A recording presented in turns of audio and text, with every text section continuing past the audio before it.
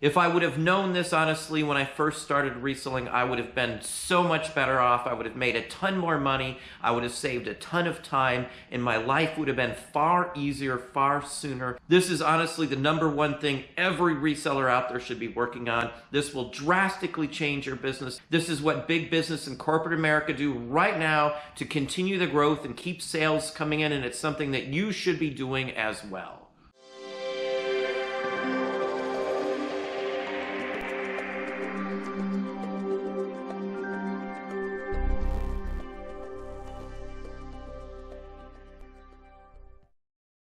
Hey, it's Don. Today I wanted to talk about, honestly, the number one thing you should be doing in your business if you want to be successful at reselling. It will keep sales coming in no matter what is going on. It's something we've done for the last 10 plus years. I wished, honestly, that I knew this 30 years ago or so when we first started reselling it, because my whole life would be different right now.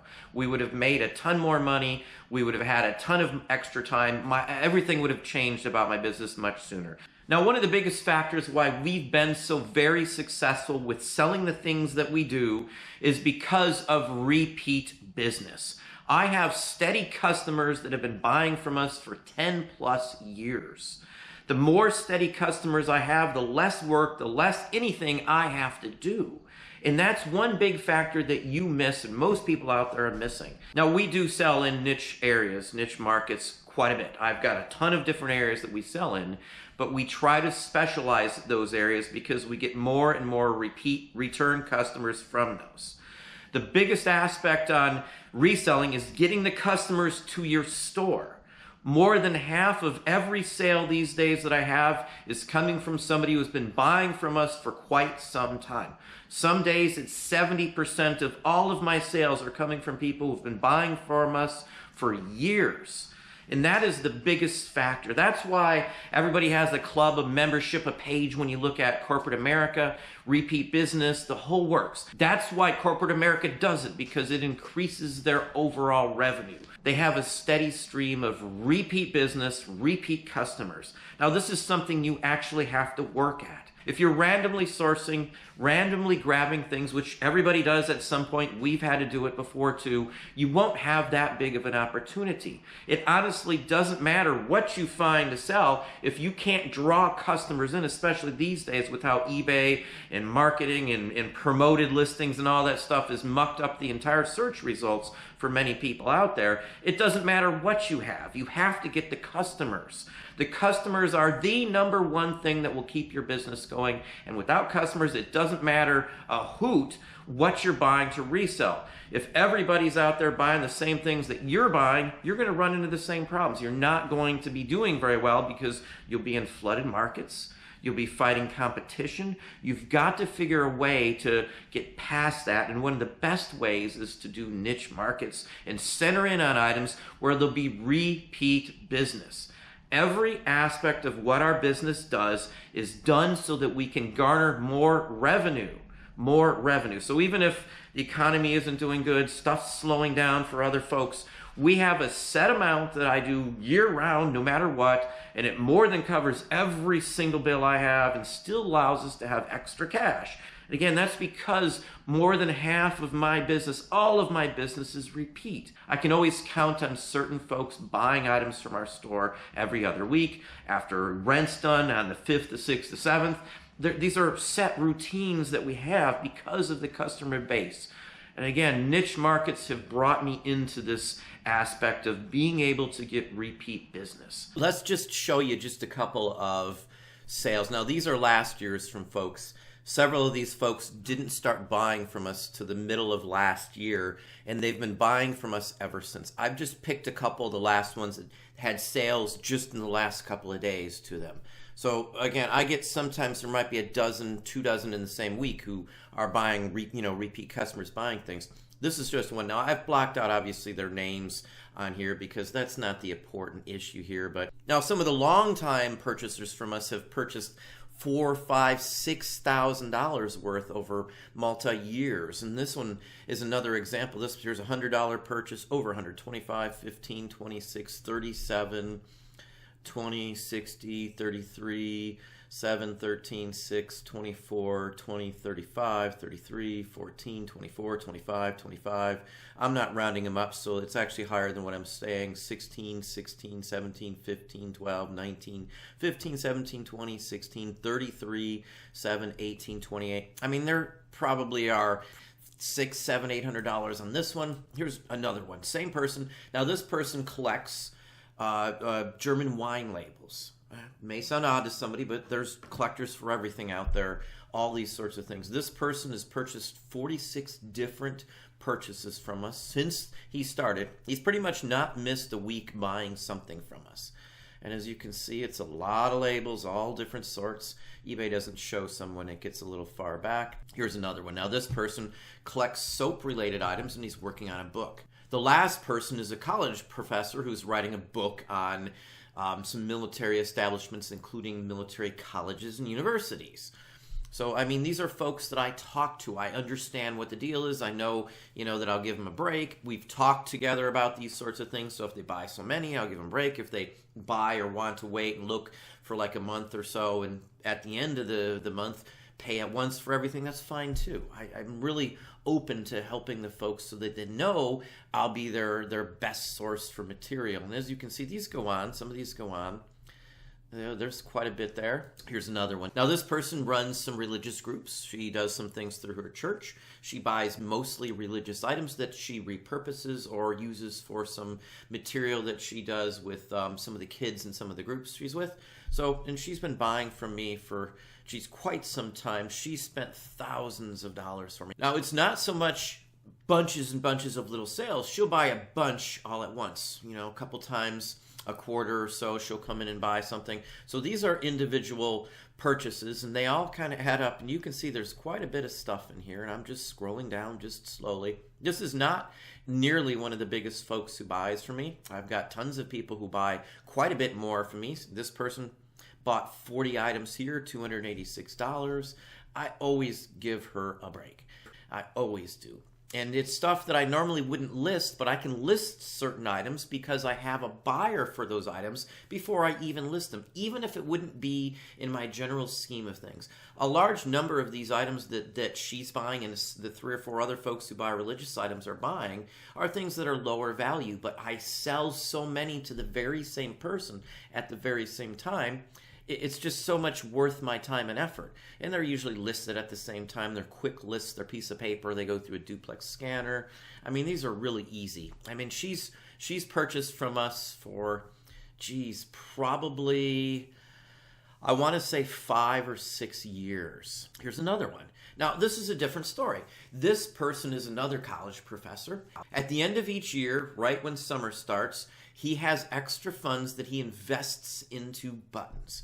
And he only buys once or twice at a time in the same time frame, usually during the summer months. This one was in July, and he purchased all of these at the same time.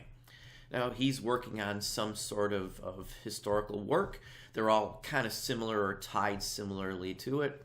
Now, let me do one more thing here. Let me just go over this year's sales. And I could do that with all the ones I just showed you. I'm just trying to give you a little bit of an example. And same time for me was the end of July. It's the end of August. So it just, again, depends on what's going on. And as you can see, he purchased a bunch more. So this is the typical response I get. Sometimes someone might only buy twice a year, once a year, but it's repeat constantly. And every time you add one of those types of customers to your business, you're growing it. You pick up 2 new repeat customers one month, 3 the next, or 2 a week, 3 a week. They all add up. They add up to the 30, 40, 50, 60 you get. Eventually, a large chunk of your business will be repeat business, and that is where the majority of our funds come in from. Because not only are they repeat, but as you see, they buy multiple items. I don't have to fight to get customers to come back in my store. I don't promote. I haven't promoted in years. I've tested it. I know it's not for me. I've done all the routes. I've done everything pretty much that eBay has offered, and it doesn't work because I don't need it.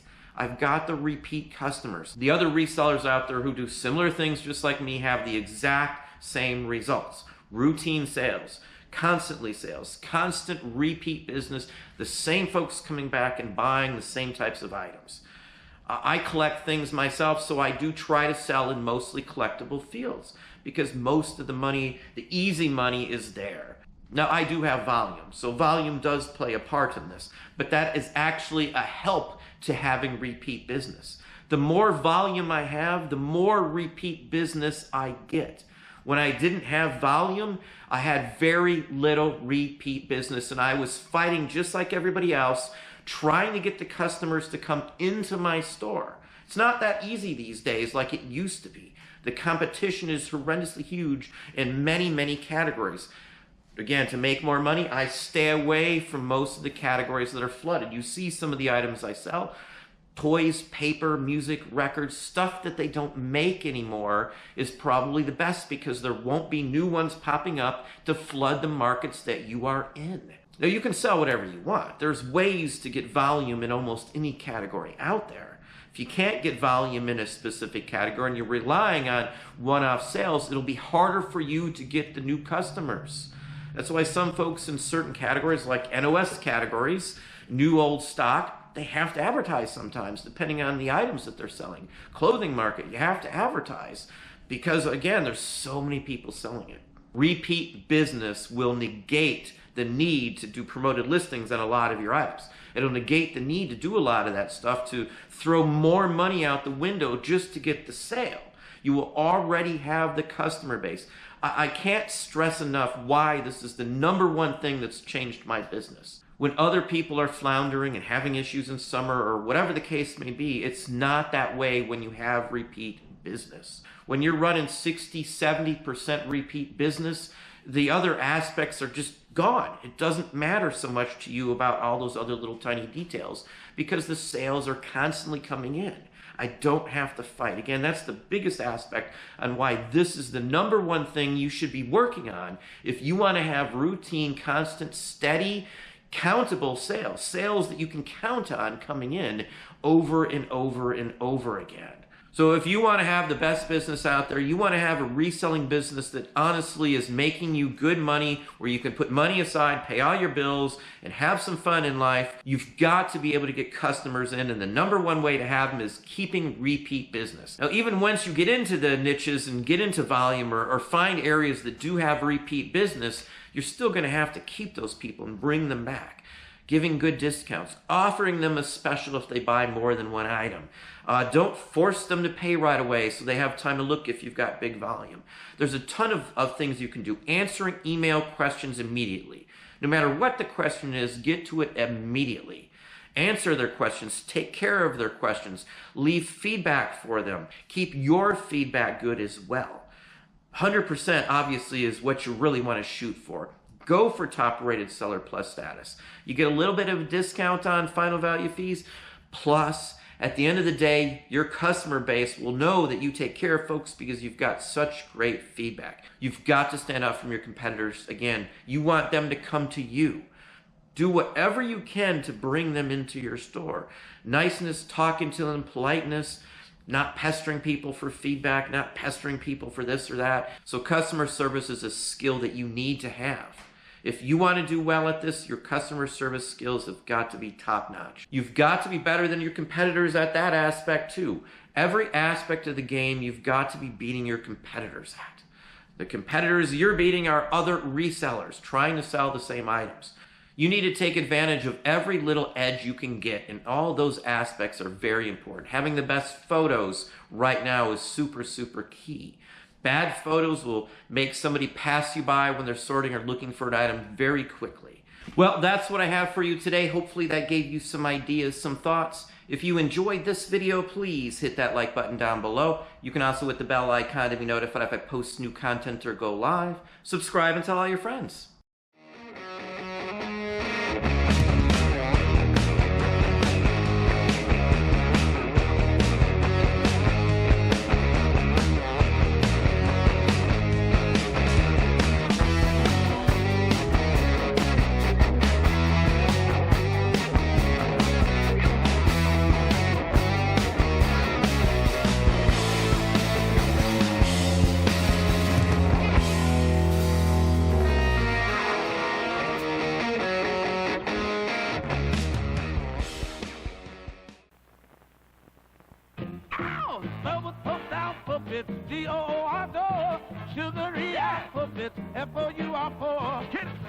tastiest cereal you ever met. Talk about it. It's so good eating up the alphabet. Ow!